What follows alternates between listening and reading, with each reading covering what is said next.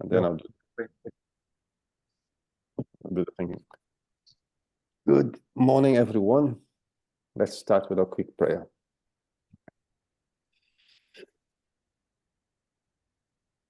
Master Jesus, what a beautiful day to start our morning, and evening to some of us, with a nice opportunity to study the Medium's book, bringing us so many informations that will guide us through difficulties, also enlighten us about our potential.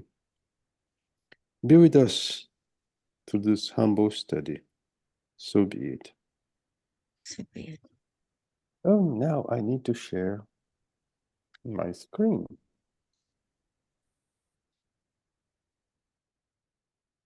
Aha. Allow me to work like that. So I need first to open this. So then I come back here. And then I share my screen. This time will work. Yes.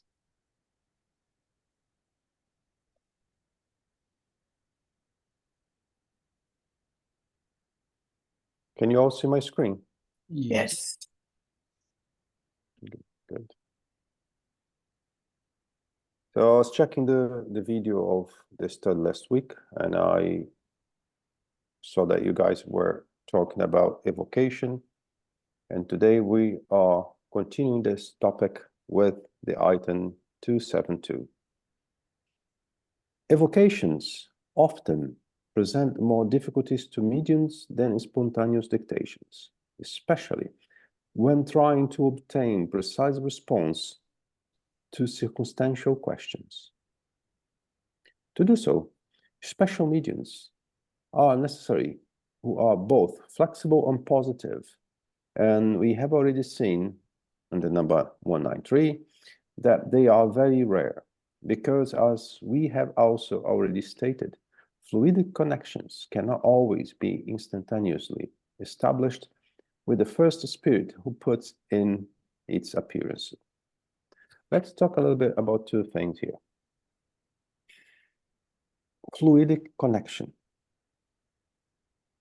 Every communication, this needs to be established to have the communication. So in a normal mediumistic meeting, the spiritual guides, our benefactors, they plan ahead who will come, who will be able to communicate by which medium. And as we know, sometimes this connection starts way before the meeting to allow exactly that connection, fluidic connection, to happen, to allow a positive message. So this is one thing. The other thing is why we want to evocate. In my opinion, we need to have a true objective. We need to have a positive objective. It's not like, oh, well, let's think about one famous person who is deceased. I want to talk to ABC because I want to know how he or she is doing on the other side. What we will achieve with that and how we'll be able to know if the spirit that will be giving the message is really the spirit we asked. So we need to be very careful with that, all right? Hi, Christine. I keep on being told I say your name wrong. So hello, my friend in England. So I don't want to get in trouble for saying your name wrong. This week I've had two of my family members pass away, and all week I kept on getting this message in my head saying, go and see Frida, go and see Frida. And Frida was my grandmother. And I didn't go. But I just kept on getting this message and I just ignored it. And then I thought of Charles, where Charles said, you should always have pen and paper with you when you are at these meetings, because you just don't know what's going to come through, what's going to be said. So because of what happened with the not actually getting to see my grandmother in time before she passed, whether she had something to say to me, I don't know. But I certainly was being, in some respects, I shouted at the message coming through, and I just ignored it. And I'm genuinely sorry that I didn't take notice of someone who was trying to connect with me to tell me something. But the question is, why you didn't? I don't know. I Fear? honestly don't know. I feel dreadful about it. But the other thing is that it's not like I had to travel for hours to see her either. She was 5 minutes away. Yeah, but what has been done, right? We cannot change. That is something, is a fact, right? Yeah. But my question is, why haven't you allowed the message to come through? Do you have fears? Possibly because I don't, I'm still trying to, I feel, learn. As you say, we're learning all the time. And perhaps I don't give myself credit to say that I can actually be a medium, that what I'm hearing is just not really of any importance, but in actual fact it was. So I'm going to use what you just said, Christine, to everyone's benefit here, right?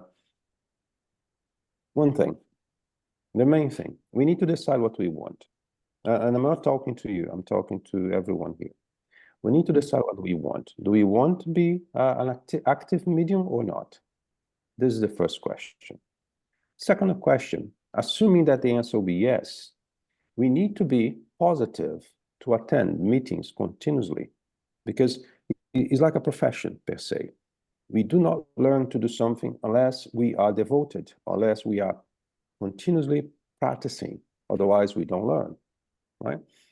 So through those process of learning, then we find confidence. Then we start to identify if we are truly mediums or not.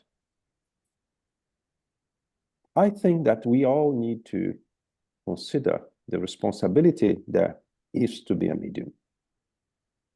As we are aware, acquainted with responsibilities there are be a medium, what we need to do, what we should do, then we made the decision, yes, I want to be a medium or not.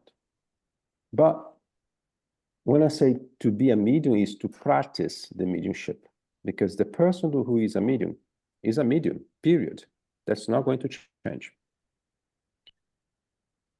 So that's for all of us. We need to make a call first, what we want. When we have this answer, then we can proceed. Otherwise, we are truly wasting our time, or we could be directing ourselves to something else. But normally, a person that comes to a medium's study is a medium, quite often have fears, quite often doubt about themselves, and that's something that will follow the medium through life. And then people need to realize that mediumship is not a nonsense. The amount of people who came to us thinking they were a bit crazy because they were listening to people, dead people, they were getting messages or something, and they thought they were having a psychotic problem. It was very common. It is very common. And then after that period where the person receives the information, the person needs to make a call. What do I want to do? And that's for all of us, right? When we receive a message, should we receive a message anywhere? No, we shouldn't. We should try to get messages during the mediumship meeting because it's a safe environment to do so. I'm not saying that we cannot have messages outside. I'm saying that especially on the beginning, we should endeavor to only allow communications during the mediumship meeting. Otherwise, we are alone or we are by ourselves. We cannot ask for help if you have to. All right. So I think that now coming back to just to finalize what I was talking to Christine. Christine, past will remain in the past. Nothing will do, will change it. So you need to make a decision. Next time he, she, or someone will come to pass a message, what to do, right? Mm-hmm. Let me carry on a bit. Thus, mediums should not become involved in evocations for detailed questions without being sure about the development of their faculties and the nature of the spirits who answer.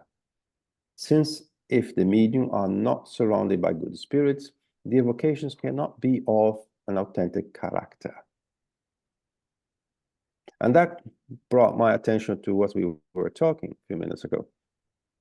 Even if I do get a message of someone saying that I'm your father or whatever, may not be him, maybe someone else, pretending to be. So we always have to have in mind the need of scrutinize every message received. And sometimes we come to a point that we have no conclusion and we not take the message seriously. Because let's say I'm deceased and I would try to annoy Jackie. I will come to Jackie saying, I'm your grandfather. I'm here to tell you to do A, B, C, D. And I will say something very common that every grandfather will say to the grandson. So, oh yes, that was my grandfather. I can pretend to be her grandfather, and I'm not. So we need to be very careful. All right. Mediums are normally more sought out of evocations involving private interests than for evocations of a general interest. This might be explained by a very natural desire to converse with loved ones. Do we really want to speak to those who left before us? Do we see that need? That was a question. But why? Why do we see the need to speak to someone that left? Because if we become so deeply in need of speaking to someone we love that has been passed, how can I ensure that I will get the message of the right person coming to me? Right? I'm advocate that everything should be natural. I'm advocate normally that everything should come not because we asked, but because it has a different plan. Right? So if one day someone that from my family that is already on the other side want to talk to me, they will find a way. I don't need to be asking them to come or to do something like that. Especially because they know that I'm participating in meetings and they eventually will send a message if that is really a need, you know? But let me think. In all those years, I only had 2 messages.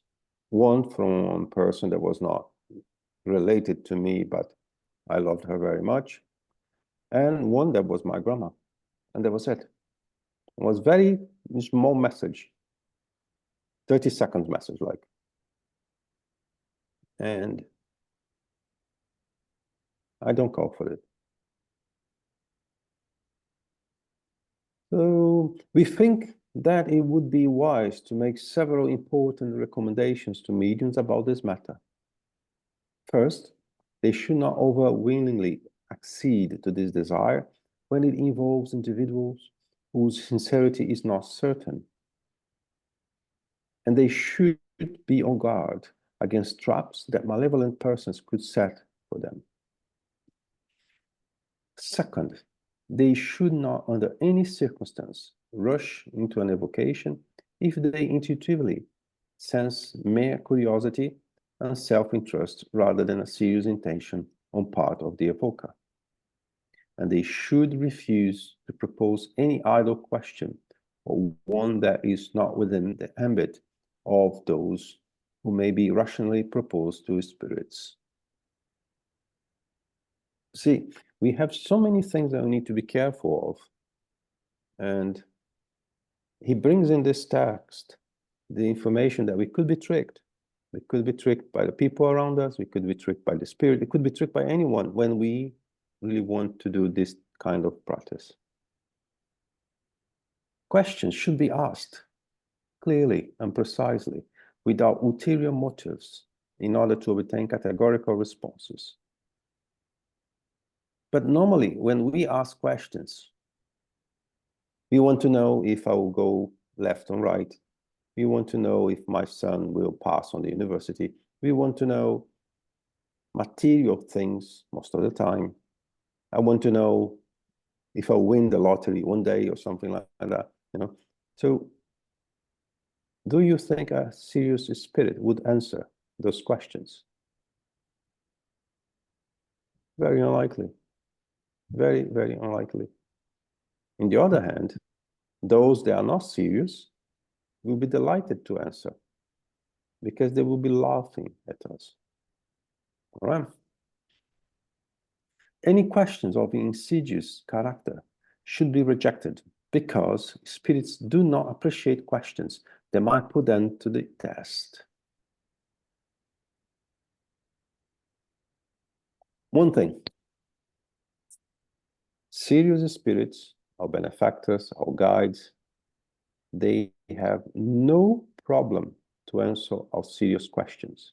And if we do not understand what they are answering, we can ask again and again and again, and they have no problem in answering us, providing we are asking serious questions with positive objectives. To insist on questions of this nature is the same as to want to be deceived. Right? It's like if you go to a Bonadisha, or I won't say that in English, is people who read the hands and people who do things, predict the future, like I forgot the name in English. Fortune tellers? Yeah, fortune tellers. Thank you, fortune tellers. If you want to go to a fortune teller, what do we expect as an answer, really? Is a person that is paid to tell you that you do right. Isn't it? So what do you want? Which is the outcome we are expecting when we do things like that, right? The evoker should frankly and openly stick to the purpose without subterfuge and meaningless detours. If the evoker is afraid to explain him or herself, it would be better to abstain. It is also to be very cautious when making evocations in the absence of those who request them. And most of the time, it is best not to make them at all. Let's imagine one thing here. Cherry comes to me and she asks a question. I want to talk to a spirit and I want to make a question. Okay? We invocate this A spirit. The A spirit is here and I start to talk. And then Cherry decides to ask what she wants to ask. The spirit will give the answer. And Cherry straight away will know, this is fake. This is not a person. So she will discredit the spirit and the medium. What is the result of it? And she will tell in front of me, myself, you're lying, you're faking. And then we have a whole picture to deal with. All right. So what's the objective? What she reached? What she gained doing that thing? What the medium gained doing that thing? Right. So we need to be very, very careful. And here he's saying it's best not to make them at all, providing some circumstances. Okay. The reason is that only such a persons are capable of controlling the responses, of judging the identity of the spirit, eliciting clarifications aroused by the answers and asking occasional questions to which the circumstances might lead. Furthermore, the presence is a link which attracts the spirit, who is normally little disposed to communicate with the strangers for whom it has no affinity. To sum up, mediums should avoid anything that might transform them into consultation instruments, which for most of people is equivalent to fortune tellers. Thank you, Pablo. You see, was there. That was one thing that came to my mind as well, is that quite often when we want to talk, when we talk to a spirit that we met before, we knew before, and then we realize, well, he's talking a different way. He's not using the same words. It's like he's not the same person. We also have to remember that I'm not Guilherme as a whole. At the present, I am Guilherme. When I deceased, when I'm going to the other side, I will get access to part of what I used to be before. So not necessarily I'll be using the very same words I used to use, expressions or things like that. We know that sometimes when the spirit wants to be recognized by a clairvoyant, he assumes the image that would make the clairvoyant identify him. But that doesn't mean that he prefers to use the appearance. So why I'm saying that? I'm saying that because it's very difficult to identify one's spirit. So the only way to truly identify a spirit is evaluating thoroughly what is coming through the medium or through the spirit to see if it's positive, it's not positive. And that is a must to everyone that participates on a mediumship meeting or is a medium or is an indoctrinator. It is a continuous exercise.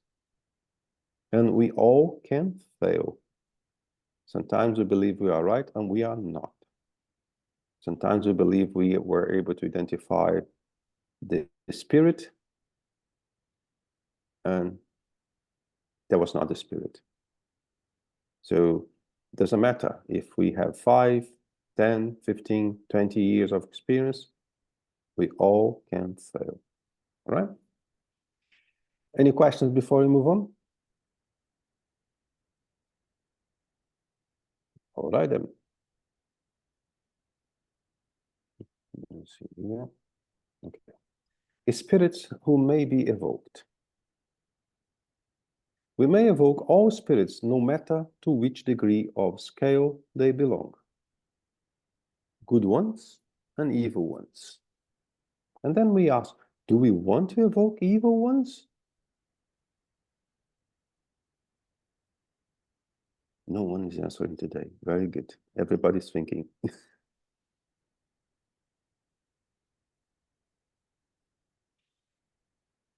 No, we shouldn't. We shouldn't. But there are people that do. And when they evoke evil ones, quite often, it's because they have evil purposes. We have to remember that what we are learning here is neutral. The techniques we learn through the medium's book is neutral. The magnetism is neutral. Electricity is neutral. Atomic energy is neutral. It can be used for good or for evil, depending on whom is behind those forces. So, yes, some people do. Those who recently departed life, or those who lived in the most distant parts, illustrious persons, or the most obscure, our relatives, friends, and those who are not related to us. And then I'll make a question for you. Can we evoke someone that is still incarnated? What do you think? Oh my God, nobody's thinking anything.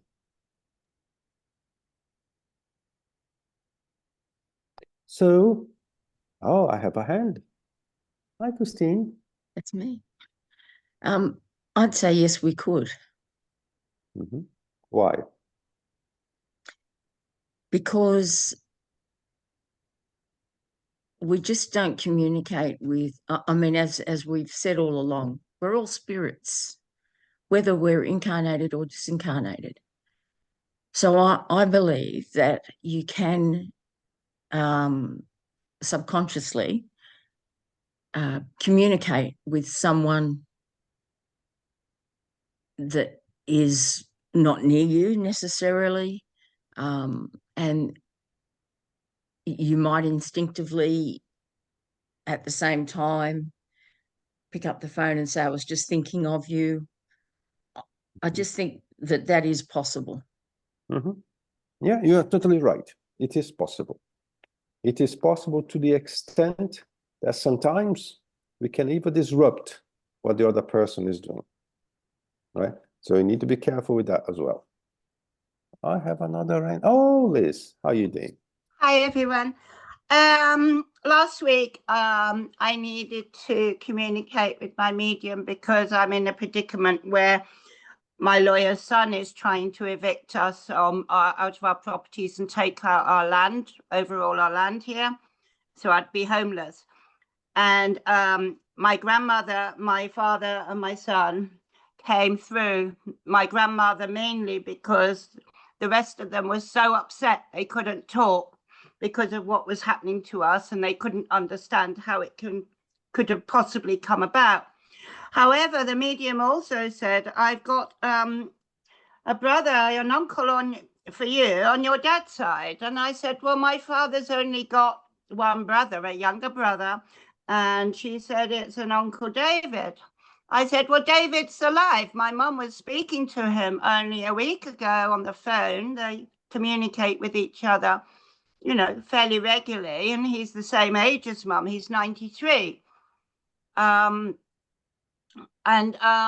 spoke to the medium and said, how come, you know, he's still incarnate? And he said, you know, well, he's here and he's very concerned and he's a bit poorly. And the irony was because in this life, he is not at all religious and doesn't believe in any of this. And yet there he was. See? Good one. Thank you, Liz. Thank you. You're welcome. Sorry, I didn't raise my hand. Good morning, everyone. Morning. I have a friend. She was in Korea by the time her husband passed away, and she couldn't stay awake during the day. It was something weird going on. She couldn't keep her eyes open. And once she fell asleep, she was dreaming about her husband, her best friend in Brazil, and some other people. And when she woke up, her best friend sent her a message saying that she had just had a dream with her and her husband. So I think that's another way we can communicate once we are alive. Yeah, yeah, it is. You're totally right. One thing that we need to remember, we are all spirits. Sometimes we believe that all these things we read on the book is only possible if we are disconnected. But no, there are many things, maybe not all of them, but many things that, because we are spirits, we still can do when we are incarnated. Liz, did you raise your hand, or that was still there? Yeah, I did. Just to say that it's quite common that people can visit each other, and you know, when they think of somebody, that they actually go and visit them when they're sleeping or whatever. If they're relaxing on the settee, meditating or whatever, you can go to where you think when you're incarnated, and you can see your friends or relatives. Mm-hmm. And Yep. also they can see you if they're that way inclined. Mm-hmm. I just want to say one thing to you guys. Don't think about me, please. I want to sleep calmly every night. All right. So this, however, does not imply that they will always want to answer our appeal, or that they even can. Regardless, let's just talk here saying why they cannot. Let me assume that I want to talk to my uncle. He passed away 20 years ago, or 15 years ago, or 10 years ago. You choose the date. But he's already incarnated. And he's awakened. So do you think he will come to answer? Of course not. He's already moved on. He's already having troubles from his present life. And no, he can't. He can't because he's already incarnated, and at the moment it's not possible to him to communicate at all. Right? So there are situations that sometimes we forget, but are possible. Regardless of their own desire or request, which may be refused by a higher power, they can be prevented by reasons that we cannot always understand. Let me assume that the person I want to talk will come and say only negative things to me. Will that help me somehow? Will that be positive? No. So sometimes the spiritual world will not allow that to happen. What we mean to say is that there is no impediment or to communication per se, except that we will deal with next. Obstacles to manifestations are almost always of an individual nature and frequently result from the circumstances.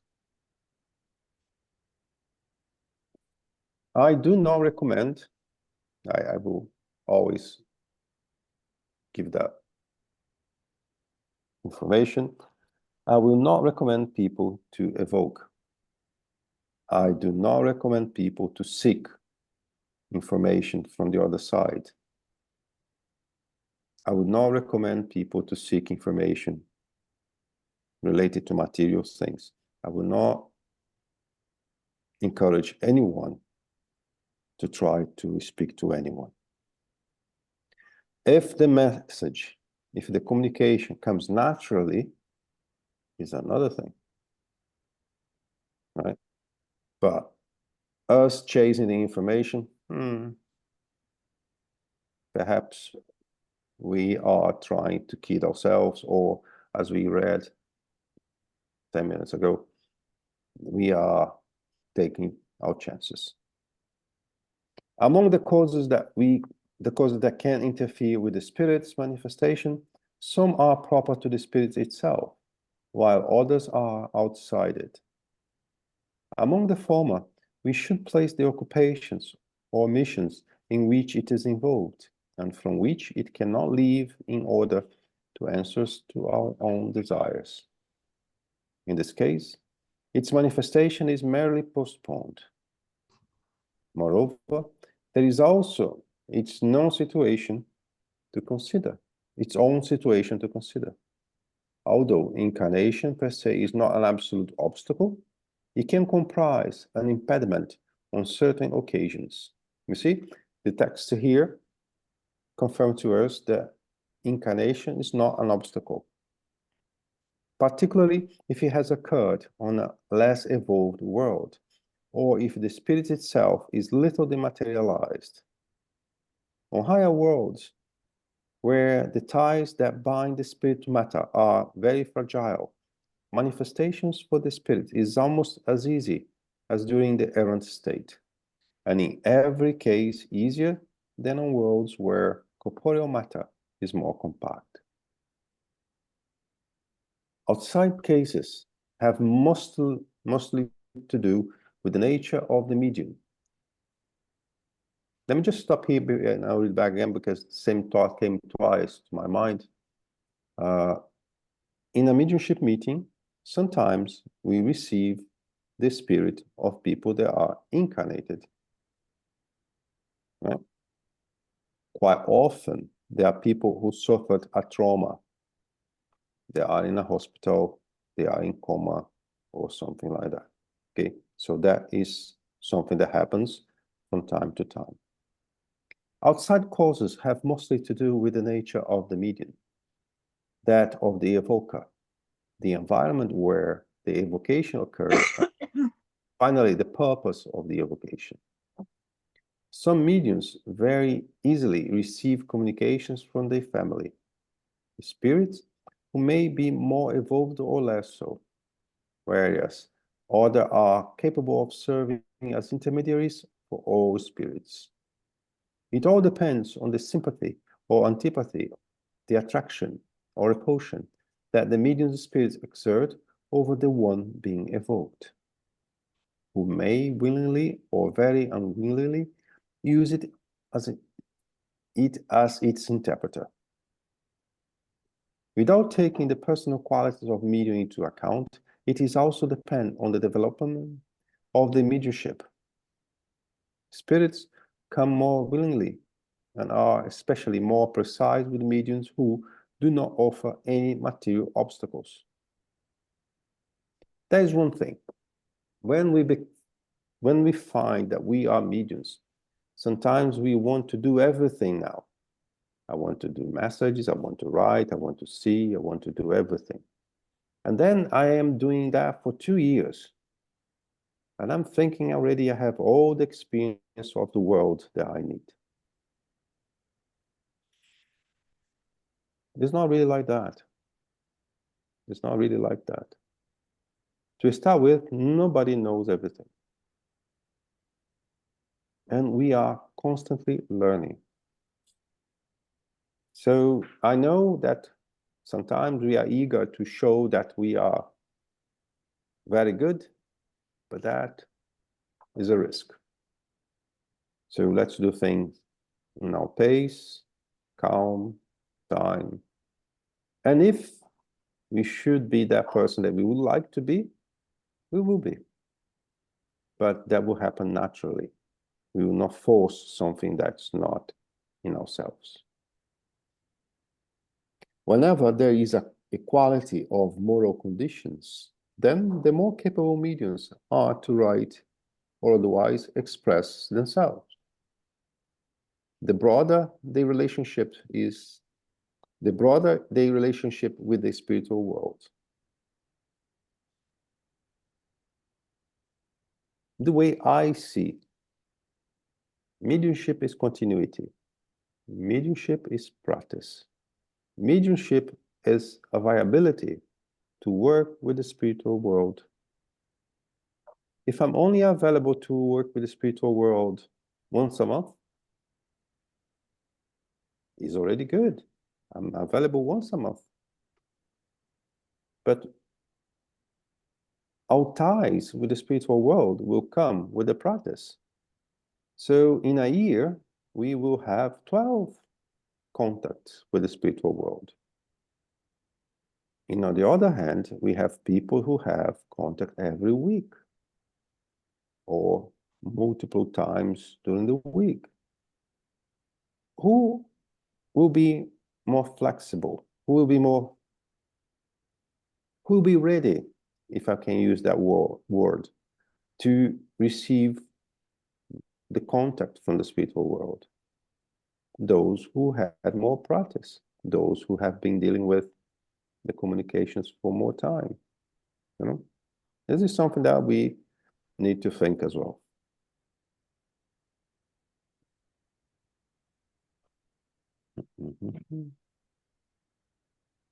We must further consider the ease that arises from habitually communicating with a particular spirit. That's very true.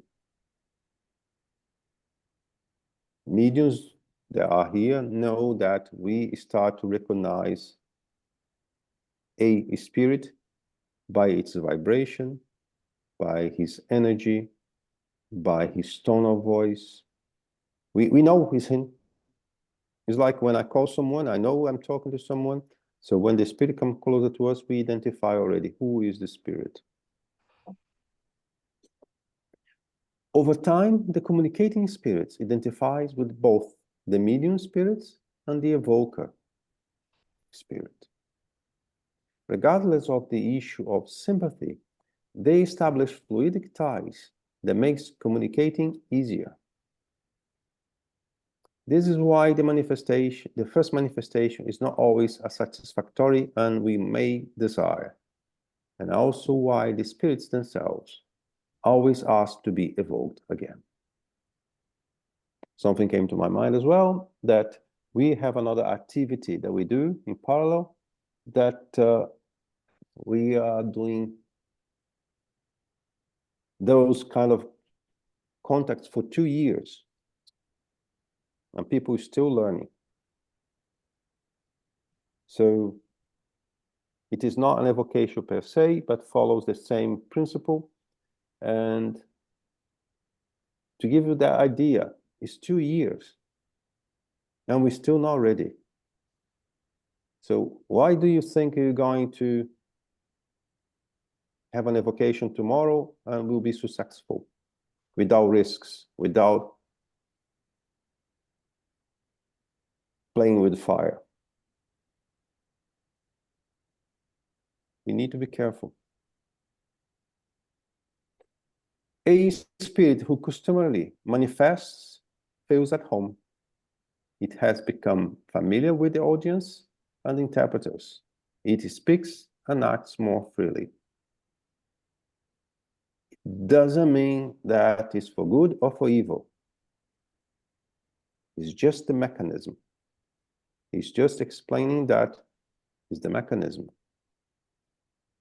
And as I said, is neutral. In sum, what we have just explained means that the ability to evoke any and every spirit does not imply that a particular spirit is obliged to be at our disposal. By the way, the spiritual world is not available to us as we need when we want. They are not at our disposal. If you feel like you are in this condition, beware. Be thorough, because there's something a bit different there. It may answer us on one occasion, but not on another. It may work with a particular medium or evoker who pleases it, but not with another. It can say what it wants without being coerced to say what it does not want to say. It can withdraw at any time, and finally, for reasons depending on its own will or of another, after having been cooperative for some time, it can suddenly cease to appear anymore. For these reasons, whenever we want to evoke a new spirit, we must ask our protector guide if evocation is possible. If it is not, the guide usually states its reason for the hindrance, and then it would be futile to insist.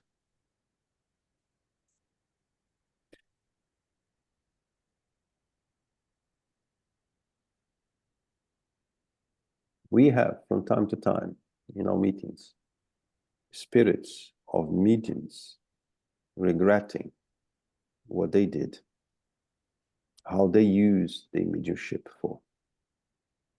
And sometimes they come giving us the information that some of the people that used to pay them to get messages, to get what they want, are now pursuing them, chasing them, obsessing them in the spiritual world.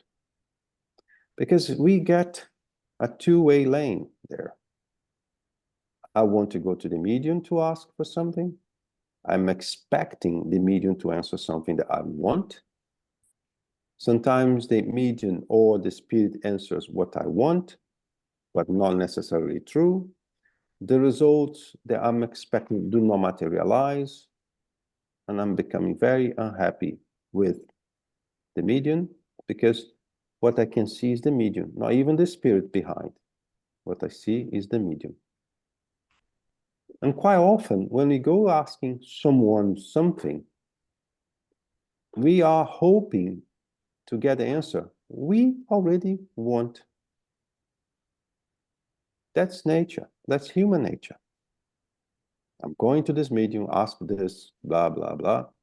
But deep inside, I want him to answer this. I don't want him to answer something else. And as always, when we ask for things, we want to get nice answers, positive answers. And sometimes they are not true. And when we go to the other side, we'll chase those mediums who were paid by us to tell us what we want, and things never materialize, or even worse, we did things based on information those mediums gave to us, and I destroy my family, myself, or whatever, and then I'm becoming an obsessor. So this is something we see from time to time in a mediumship meeting. You all are so quiet today. I think you prefer Munir and Charles. Oh dear. Here, an important question arises as to whether or not it is proper to evoke evil spirits. So once again, he's saying that we can't evoke evil spirits. But let's pay attention on what is coming now. This depends on the purpose and the ascendancy one has over them. What is this ascendancy? Does anyone know what that means?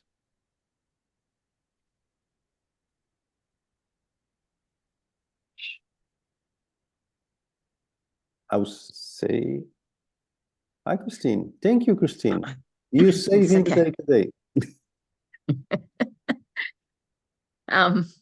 This depends on the purpose and the ascendancy one has over them. So, in other words, how evolved that spirit is. Yeah, that's correct. That's correct. How morally evolved the person who is evoking an evil spirit is.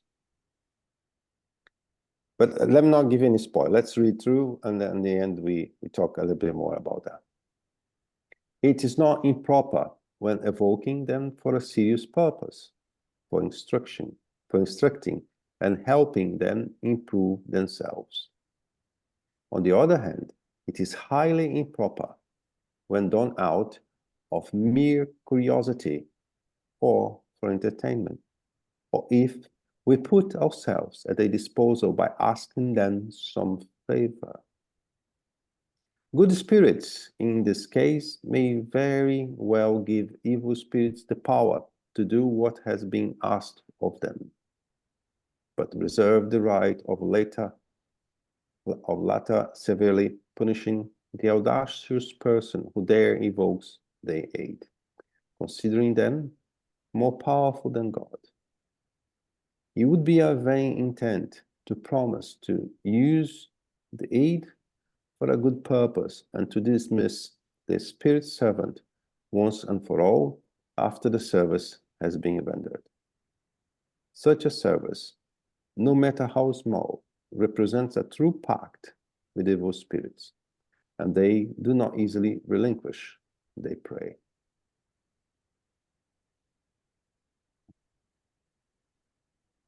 So, to people that are mediums and can contact the spirits, they can contact any spirit, good or not. The purpose of the contact is what will define its consequences. As you see here in the end, represents a true pact with evil spirits. Who wants to have that pact here? Are we prepared to have that?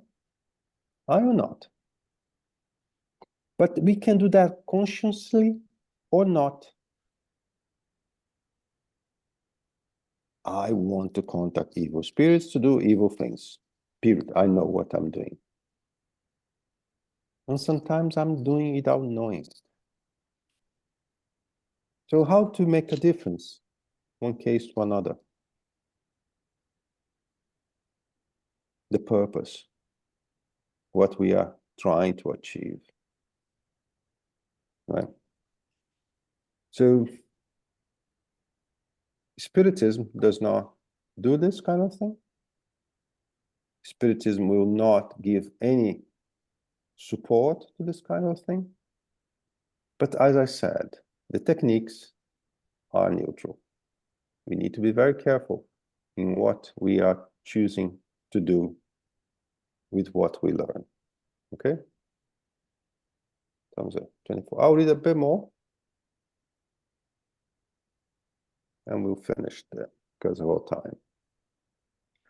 Only through moral superiority may one exert ascendancy over less evolved spirits. Perverse spirits recognize the superiority of morally upright men and women. When facing people who try to oppose their fierce energy, using only their own willpower, they react against such a person with a kind of brute force, and often prove to be the stronger. A certain individual who thus sought to dominate a rebellious spirit through willpower received this answer: leave me alone with your braggart airs. I don't even know what that means. Braggart airs. You are no better than me. What would you say about the thief preaching morality to another?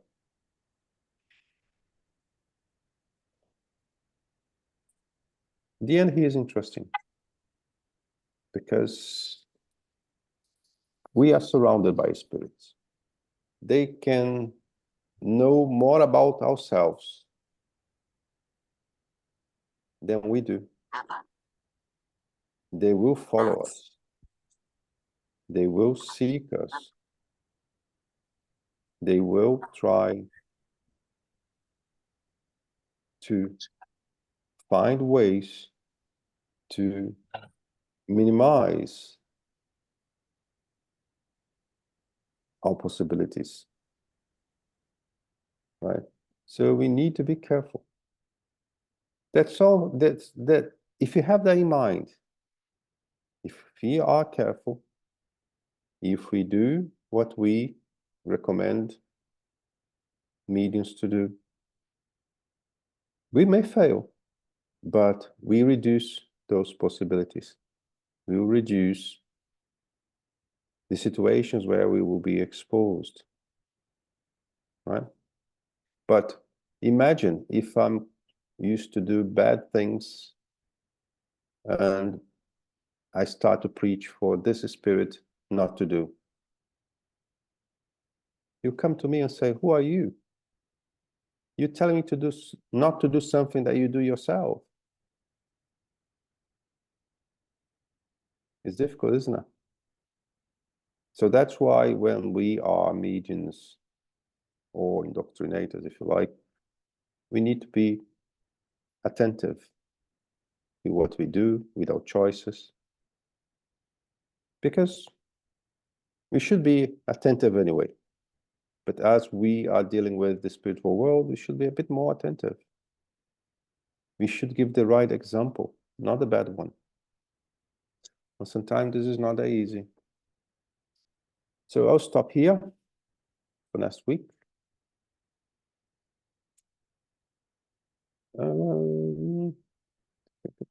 Let me open here. Pablo, can you do our final prayer, please? Can I, Guilherme? Hi, Oh, you're there. I'm here. Good morning, Rafael. Good morning. Welcome back. Thank you. It's just a reminder that we do our special prayer on Saturdays now, where we do vibrations. Oh yes, I forgot. Yes, yeah, that's all right. It's okay. You've been away for a while. Yeah. I'm happy for Pablo to do, by the way, but just a reminder that we do that. We have some other people popping in at the end. Sure, Right. sure. All yours. Master Jesus, dear Father, we gather together at this time to unite our thoughts, vibrations, to spread around the world waves of peace. May it reach all the corners of the globe that are going through hard times with war, violence, with social injustice, with hunger, with all the desolation of natural phenomena, the hurricanes, floods, and all that is happening right now. So we are here, Father, asking for people to feel relief, and we as brothers and sisters to be able to help, even if with only vibrations, to get the planet to be in a better place, with less suffering, with a bit of comfort, soothing, peace. Help us expand this to reach out to those who are desperate, looking for hope. May they feel your love. May they feel they are not alone. May they feel we are all holding hands, praying for a better tomorrow.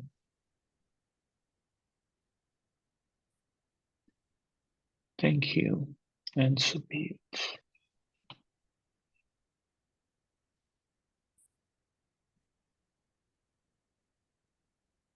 Thank you. That's it. Thank you, Pablo. Thank you for having us. Thank Nice you. to see you all. Thanks for joining. Thank you. Good morning, Thank you. everyone. Have a good Saturday. Thank you, Guilherme. Bye. Thank you, Pablo. Bye-bye. Bye. Bye-bye.